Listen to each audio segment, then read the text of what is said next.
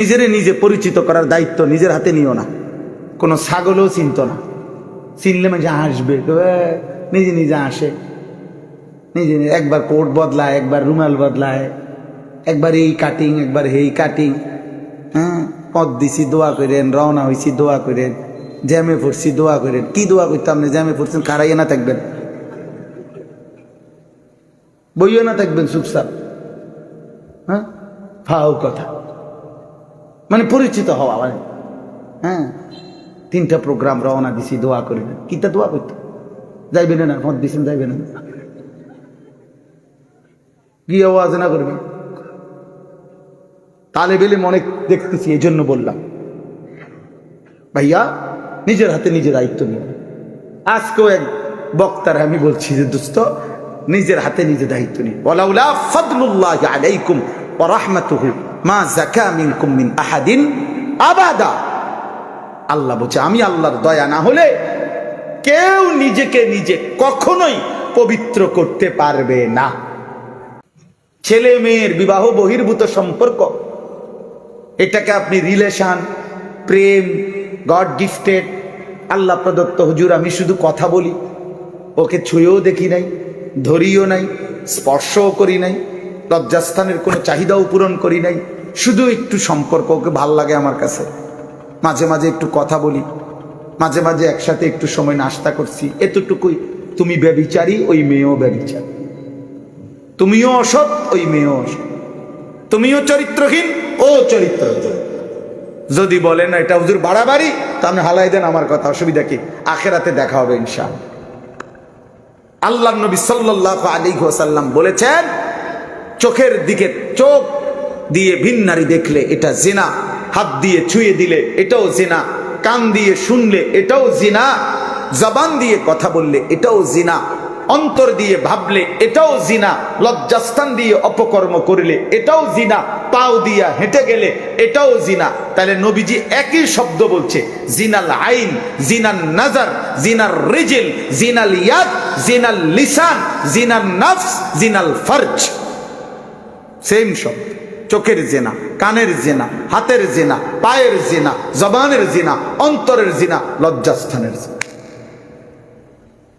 জিনা চোর শুরু হয়ে যায় নজর থেকেই। লজ্জাস্থান নবীজি বলছে, ওয়াল ফারজু ইউসাদ্দিকুহু আও ইউকাদ্দিবু। লজ্জাস্থান চূড়ান্ত জিনায়, চূড়ান্ত পর্যায়ে পূর্ণ করে অথবা করে না।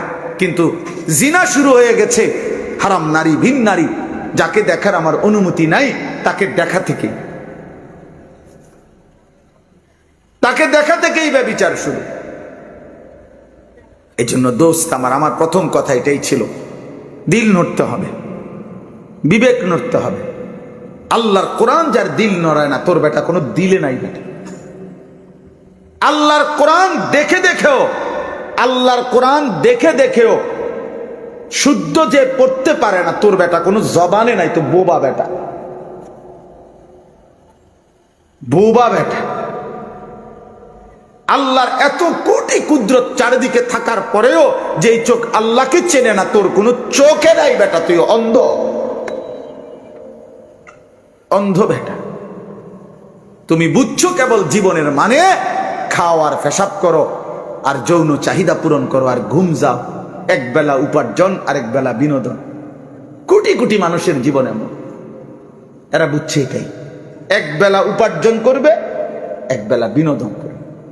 অর্থাৎ 8 ঘন্টা 10 ঘন্টা ডিউটি করে, চাকরি হোক, ব্যবসা হোক, দোকান হোক, মাথার ঘাম পায়ে ফেলে উপার্জন করছে।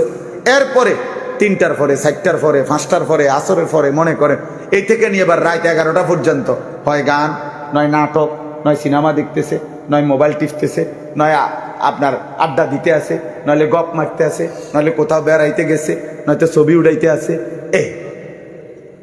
এই না হুজুর বলে, বাকি টাইম কি বিনোদন, আর এক বেলা হলো উপার্জন। খালাস, এই দুয়ে মিলে প্রতিদিন রাত যায়, ভোর হয়, ভোর হয়, সন্ধ্যা হয়।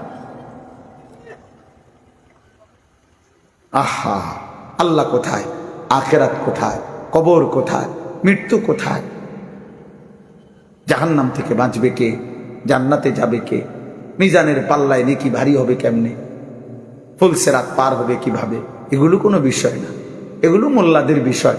আজাইরা হুজুর যারা বেউকুফ হুজুর, এগুলো ওদের বিষয়। আমাদের বিষয় হলো একবেলা এই যারা পড়ালেখা করছে জেনারেল লাইনে, অথচ নামাজ নাই, সেজদা নাই, আখিরাত নাই, বন্দিগি নাই, 16 বছর করার পরেও আল্লাহর কোরআন পড়তেও পারে না। এই ভাই স্পষ্ট কথা, তোমাদের জীবনেরও এটাই উদ্দেশ্য। এখন কয়দিন পর, আগামী কয়দিন উপার্জন করবা, এই দুইটা মিলাইয়া দুনিয়ায় মৃত্যু পর্যন্ত সমান সমান কইরা কবরে যাইবা। সব কবর যাওয়া মানে শেষ, আর কিছু নাই।